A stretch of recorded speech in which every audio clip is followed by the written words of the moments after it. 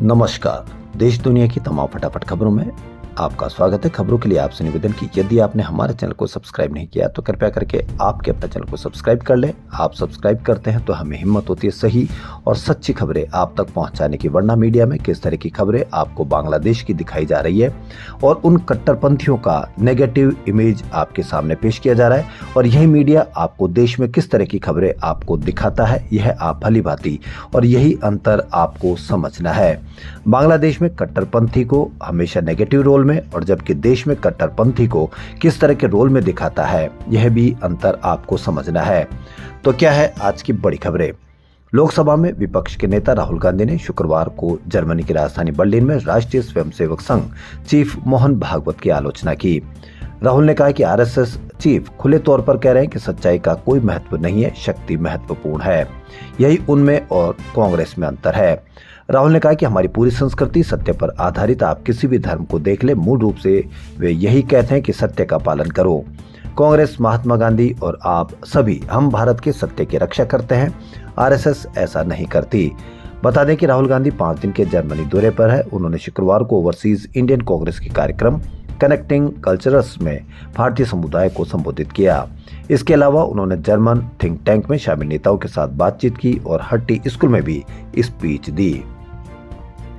उत्तर प्रदेश के cough syrup coding मामले में सियासी सरगर्मी तेज हो चली है। बीते दिन शुक्रवार को सपा प्रमुख अखिलेश यादव के साथ आरोपियों की एक तस्वीर सामने आई थी।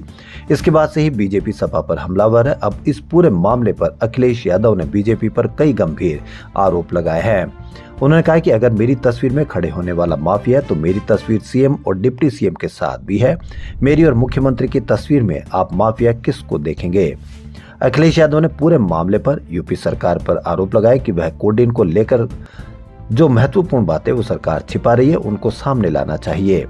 अखिलेश यादव ने कहा कि दिखाने को लेकर औरों के बच्चों को खिलाते रहे, ये अपने को हर हाल में बचाते रहे और गुनाह छिपाते रहे हैं।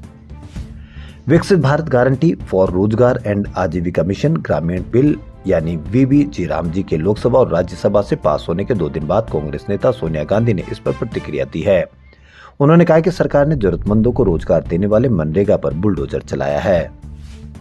सोनिया गांधी ने वीडियो जारी कर कहा कि अब किसको कितना, कहां और किस तरह से रोजगार मिलेगा ये जमीनी हकीकत से दूर दिल्ली में बैठकर सरकार तय करेगी।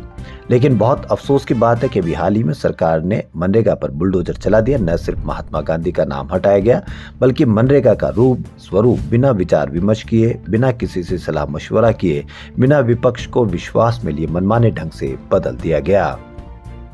असम के होजाई जिले में शनिवार सुबह हाथियों का एक झुंड सेरंग नई दिल्ली राजधानी एक्सप्रेस की चपेट में आ गया। हादसे में 7 हाथियों की मौत हो गई और 1 हाथी का बच्चा घायल हो गया।